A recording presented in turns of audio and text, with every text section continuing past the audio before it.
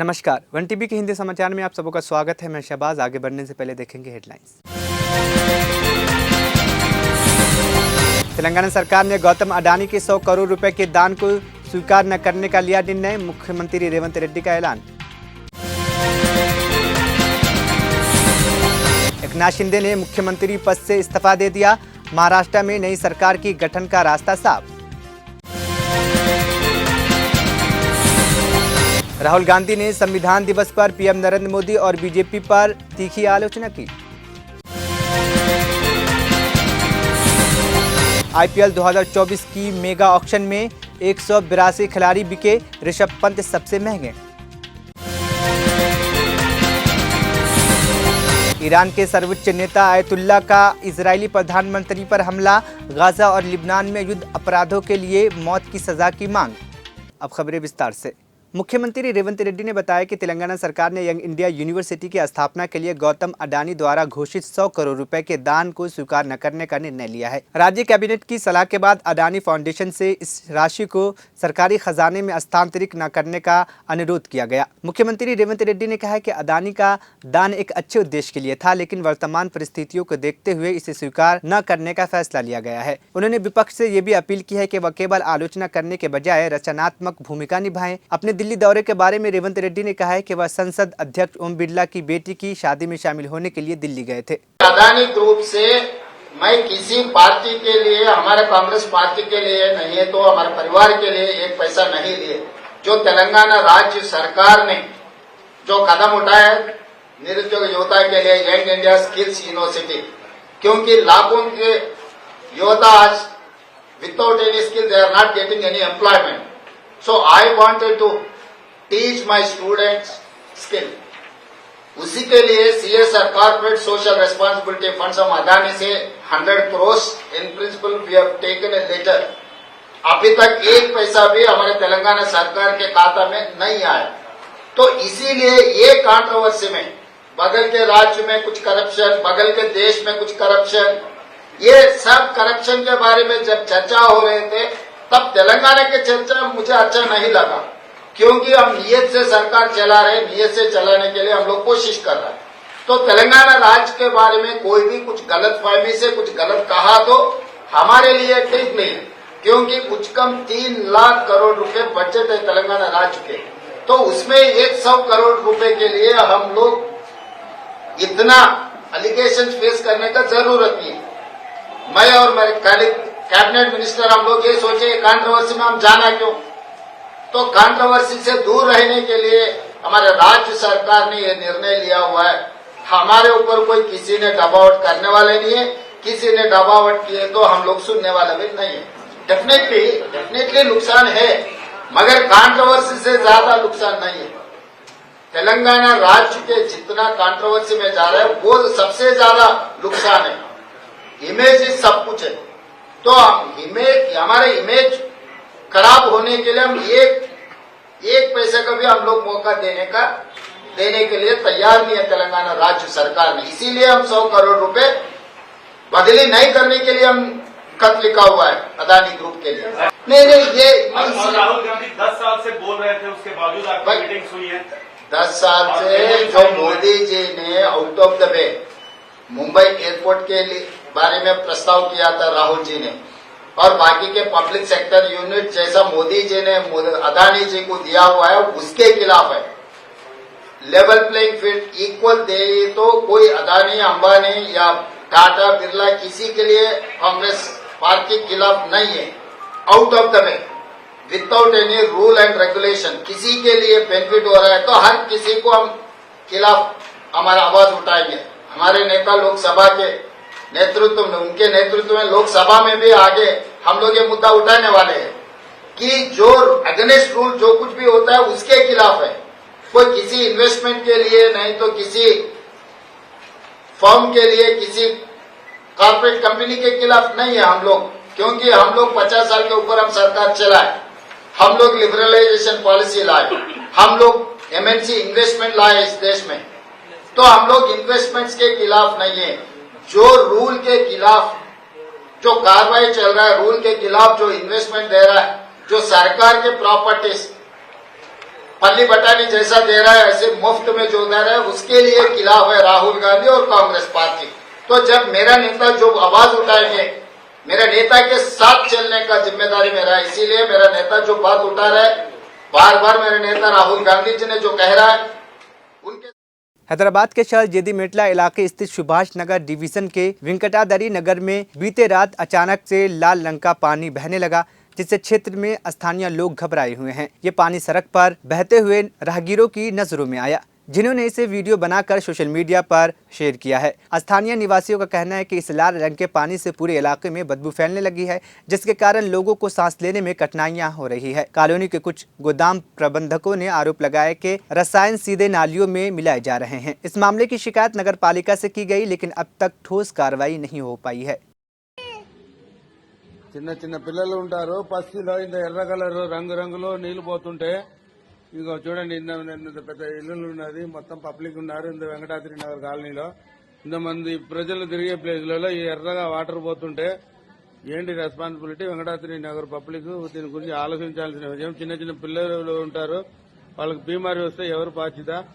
చూడండి ఇట్లా మొత్తం ఎర్రగా ఎంత దూరం పోతుందో చూడండి. ఇట్లా పోతుంటే పిల్లలకు చిన్న రోగాలు రావా? చూడండి ఇంటి ముందు ఎట్లా తిరుగుతారు, ఇవన్నీ తొక్కుంటూ ఇంట్లోకి ఎట్లా వెళ్తారు? కొద్దిగా ఆలోచించండి. వెంకటాద్రి కాలనీ ప్రజలు కొద్దిగా దీని గురించి ఫాలోఅప్ చేయండి. చూడక మొత్తం రెడ్ కలర్ ఇట్లా పోతుంటే రోడ్డు బస్సు మీద మన ఎట్లా ఏంది చూడు, మొత్తం రోజు దినం ఇదే పరిస్థితి. మొత్తం రోడ్డు నిండిపోయి పోతా ఉంది. ఇక చూడు ఇంత ఎర్ర కలర్ పోతుంది. ఏంటది, ఏం కథ, ఏం అర్థం కావడం లేదు. ఏంది కొద్దిగా ఫాలో చేయండి.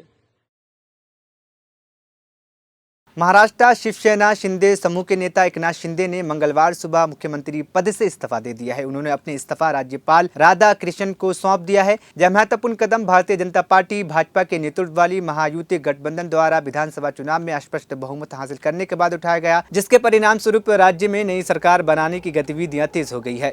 इस्तीफा देने के बाद एकनाथ शिंदे ने राज्यपाल के साथ देवेंद्र फडणवीस और अजित पवार की मौजूदगी में अपना इस्तीफा सौंपा। राज्यपाल ने शिंदे से कहा है कि वह नई सरकार के गठन तक कार्यवाहक मुख्यमंत्री के रूप में कार्य करेंगे। इस कदम से राज्य में नई सरकार गठन का मार्ग प्रशस्त हो गया है, क्योंकि मौजूदा सरकार का कार्यकाल आज समाप्त हो रहा है।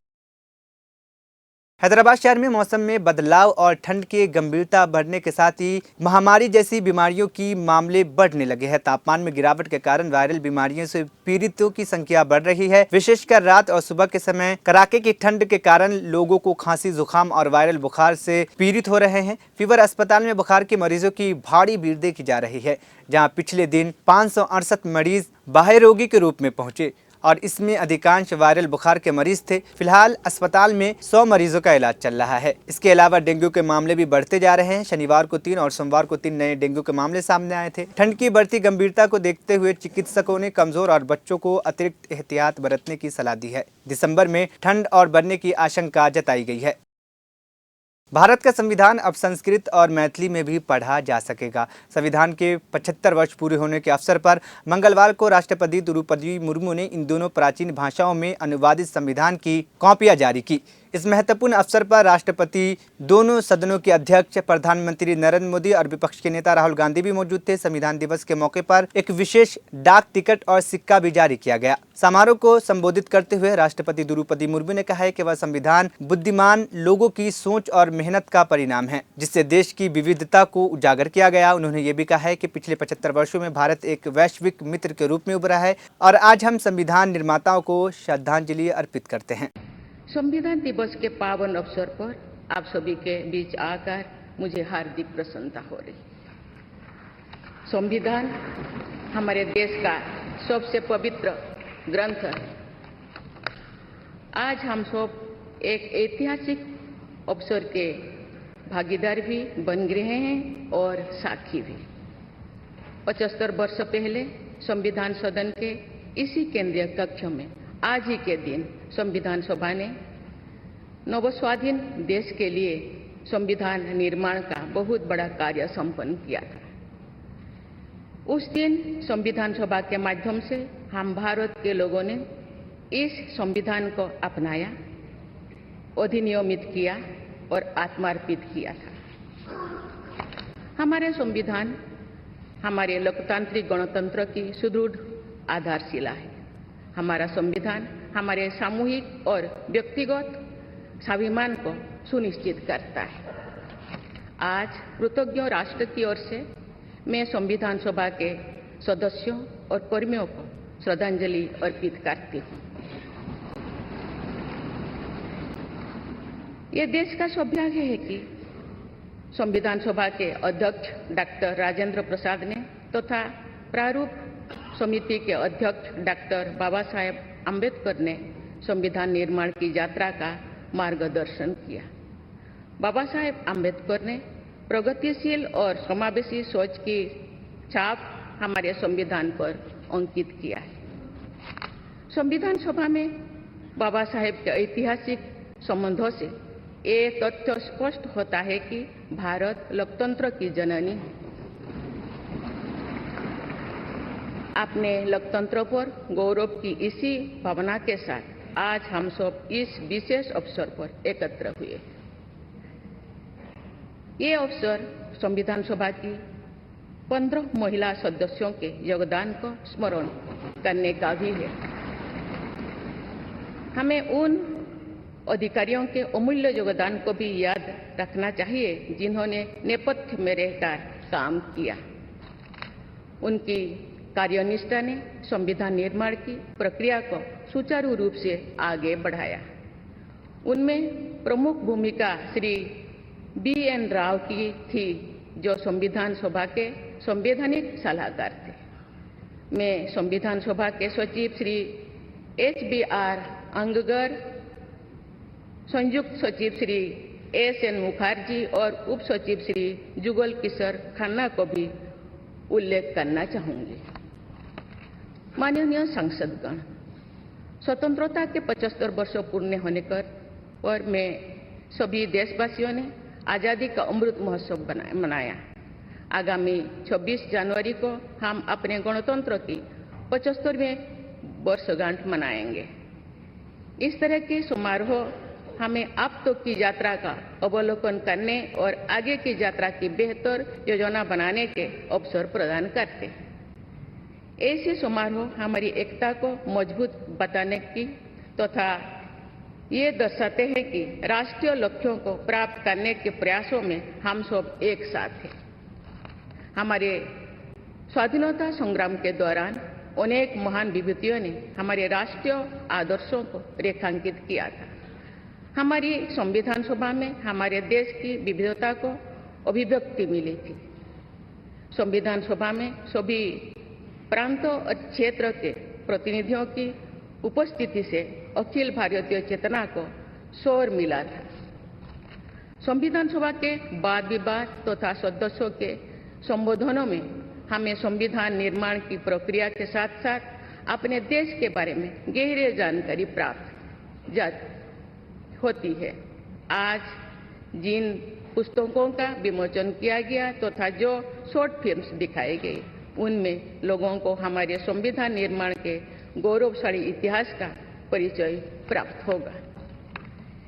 एक अर्थ में भारत का संविधान कुछ महानतम मेधावी लोगों द्वारा लगभग 3 वर्षों के विचार विमर्श का परिणाम था, लेकिन सही अर्थ में ये हमारे लंबे स्वाधीनता संग्राम का परिणाम था। उस अतुलनीय राष्ट्रीय आंदोलन के आदर्शों को संविधान में अत्यंत महत्वपूर्ण स्थान दिया गया। उन आदर्शों को सुस्पष्ट और संक्षिप्त रूप से संविधान की प्रस्तावना में व्यक्त किया गया है। ये आदर्श है न्याय, स्वतंत्रता, समता और बंधुता। ये आदर्श सदियों से भारत को परिभाषित करते रहे हैं। संविधान की प्रस्तावना में उल्लिखित आदर्श एक दूसरे के पूरक है। नई दिल्ली के ताल कटोरा स्टेडियम से संविधान दिवस के मौके पर आयोजित कार्यक्रम को संबोधित करते हुए राहुल गांधी ने बीजेपी सरकार और प्रधानमंत्री नरेंद्र मोदी की कड़ी आलोचना की। संविधान की किताब हाथ में लहराते हुए उन्होंने कहा कि यह भारत का संविधान है, लेकिन मैं दावे के साथ कह सकता हूं कि नरेंद्र मोदी ने यह किताब नहीं पढ़ी है। अगर वह इसे पढ़ते तो वे वह सब नहीं करते जो वे रोज करते हैं। यह सिर्फ एक किताब नहीं है, बल्कि भारत की हजारों साल की सोच और 21वीं सदी की सामाजिक विकास का प्रतिबिंब है। राहुल गांधी ने आगे कहा है कि संविधान सत्य और अहिंसा का मार्ग दिखाता है और इसमें कभी भी हिंसा, झूठ की शिक्षा नहीं दी गई है। उन्होंने बीजेपी से सवाल करते हुए पूछा है कि क्या यह संविधान सावरकर की सोच को दर्शाता है? क्या यह कहता है कि सरकार हिंसा और झूठ से चलनी चाहिए? कराया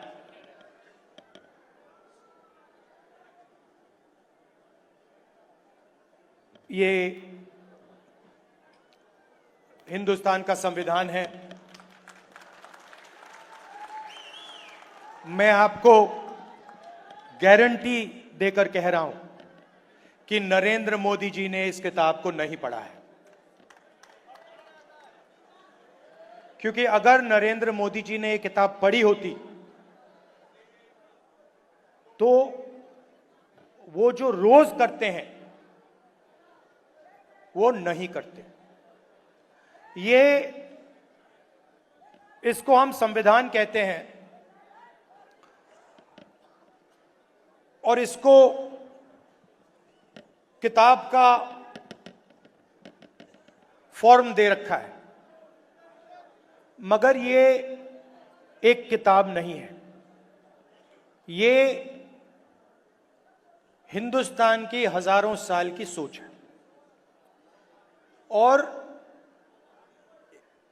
21वीं सदी में हिंदुस्तान की जो कहो सोशल एम्पावरमेंट की जो सोच है, अंबेडकर जी की, फूले जी की, बुद्ध भगवान की, गांधी जी की, वो इसके अंदर है। आप किसी भी स्टेट में चले जाइए, केरला में नारायण गुरु जी, कर्नाटक में बसवना जी, फूले जी, शिवाजी महाराज, हर स्टेट में आपको ऐसे 2-3 नाम मिलेंगे जिनकी सोच इस किताब में आपको मिलेगी। मैं आपसे पूछना चाहता हूं, इसमें सावरकर जी की आवाज है क्या? इसमें कहीं लिखा है कि हिंसा का प्रयोग करना चाहिए? इसमें कहीं लिखा है कि किसी व्यक्ति को मारना चाहिए, डराना चाहिए, काटना चाहिए? कहीं लिखा है इस किताब में? इस किताब में लिखा है कि झूठ का प्रयोग कर कर सरकार चलानी चाहिए? मुझे दिखा दो कहां लिखा है इसमें। तो यह सत्य और अहिंसा की किताब है। सिंपल सी बात है, यह हिंदुस्तान का सत्य है और यह अहिंसा का रास्ता दिखाता है।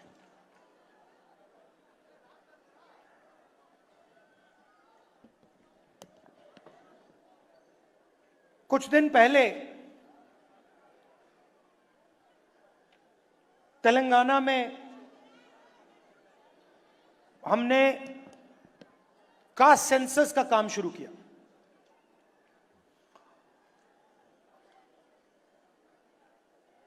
और वो ब्यूरोक्रेटिक एक्सरसाइज नहीं है।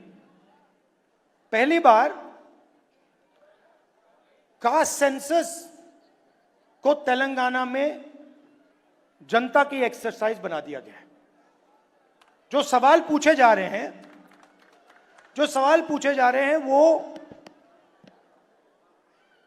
बंद कमरे में 10-15 लोग नहीं चुन रहे हैं, वो लाखों लोग, उसमें दलित, आदिवासी, पिछड़े वर्ग के लोग, गरीब जनरल कास्ट के लोग, माइनॉरिटी के लोग, सब लोग हैं। और तेलंगाना की जनता ने सेंसस डिजाइन किया है। महाराष्ट्र में राष्ट्रवादी कांग्रेस पार्टी एनसीपी के भीतर चुनाव चिन्ह घड़ी को लेकर शरद पवार और अजित पवार के बीच विवाद और गहरा हो गया है। शरद पवार ने सुप्रीम कोर्ट में एक हलफनामा दायर किया जिसमें उन्होंने आरोप लगाया कि अजित पवार ने घड़ी चुनाव चिन्ह के जरिए मतदाताओं को गुमराह करने की कोशिश की और इसके साथ जुड़ी प्रतिष्ठा का दुरुपयोग किया। शरद पवार ने इस आरोप को साबित करने के लिए 6 दस्तावेज पेश करने की अनुमति मांगी है। हाल ही में हुए महाराष्ट्र विधानसभा चुनाव में महाविकास अघाड़ी को करारी हार का सामना करना पड़ा था, जिसमें शरद पवार की एनसीपी एसपी केवल 10 सीटें हासिल कर पाई थी।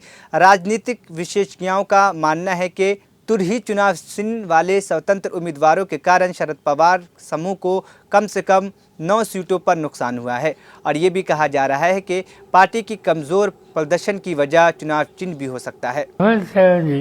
उभ्या आयुष्यामध्ये कधीही त्या काळाचा जनसंघ किंवा नंतरचा भाजप यांच्याशी त्यांचा कधी संबंध नव्हते। वैचारिक अंतर जे त्यांनी ठेवलं ते अखेरपर्यंत ठेवलं। आम्ही आता का किती दिवस आम्हाला नाव ठेवणार आहे तुम्हाला माहित नाही। आपल्याला एक माहिती का 78ला जी घटना घडली त्याला चव्हाण साहेबांचा पाठिंबा होता। चव्हाण साहेबांचा पाठिंबा होता। तुम्ही का पोहोचता आता? सगळं सोयीचं राजकारण नाही रे बाबा चालत। आम्ही केलं की ते चुकीचं।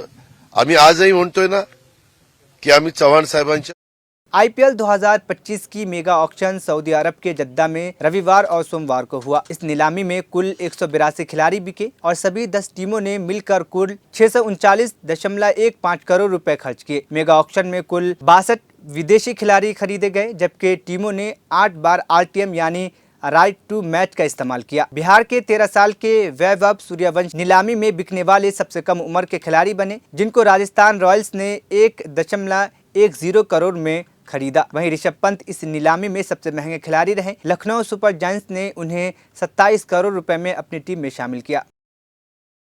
ईरान के सर्वोच्च नेता आयतुल्ला अली खामेनेई ने सोमवार को IRGC के बैजिस बल को संबोधित करते हुए गाजा और लिबनान में जारी इजरायली हमलों पर गहरी चिंता जताई और इजरायली प्रधानमंत्री बेंजामिन नेतन्याहू की कड़ी आलोचना की। उन्होंने अंतर्राष्ट्रीय न्यायालय द्वारा नेतन्याहू के खिलाफ जारी गिरफ्तारी वारंट का उल्लेख करते हुए कहा है कि गाजा और लिबनान में किए गए युद्ध अपराधों के लिए नेतन्याहू को केवल मौत की सजा मिलनी चाहिए। तेहरान में बैजिस सप्ताह के दौरान आयोजित इस संबोधन में आयतुल्ला खामेनेई ने इजरायली हिंसा को किसी जीत की पहचान नहीं बल्कि एक युद्ध अपराध करार दिया।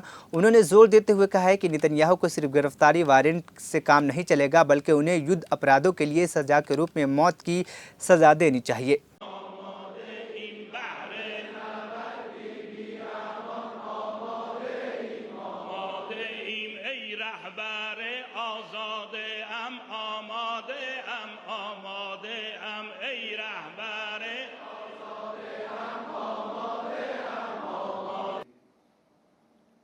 در دل یک تهدید بزرگ از دل تهدیدها ایجاد فرصت میکرد. کاری که اینا کردن پیروزی نیست، جنایت جنگی است. حکم بازداشتشو صادر کردن، کافی نیست. حکم اعدام نتانیاهو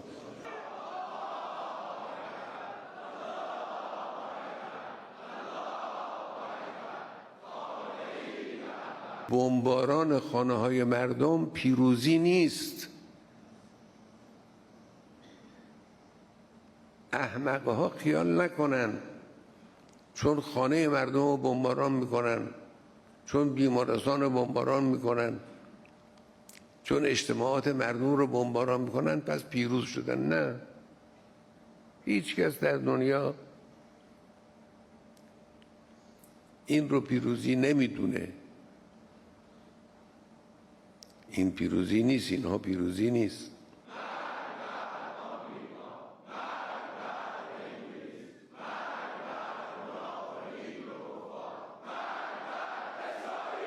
جنایت های رژیم صهیونیستی هم در لبنان هم در غزه و فلسطین عکس اونجوری که اونا میخوان ایجاد میکنه، یعنی مقاومت را تقویت میکنه و تشدید میکنه. 2 کلمه توضیح بدم و عرض بکنم، باید بگم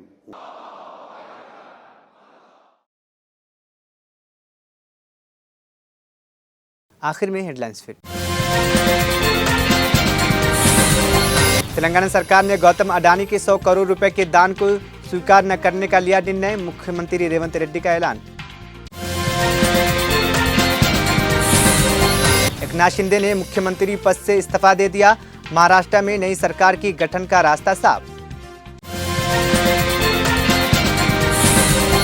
राहुल गांधी ने संविधान दिवस पर पीएम नरेंद्र मोदी और बीजेपी पर तीखी आलोचना की। आईपीएल 2024 की मेगा ऑक्शन में 182 खिलाड़ी बिके, ऋषभ पंत सबसे महंगे। ईरान के सर्वोच्च नेता आयतुल्ला का इजरायली प्रधानमंत्री पर हमला, गाजा और लिबनान में युद्ध अपराधों के लिए मौत की सजा की मांग। 1 टीवी हिंदी समाचार यहीं पे ख़त्म हुआ। मुझे दीजिए इजाज़त, फिर होगी कल मुलाकात।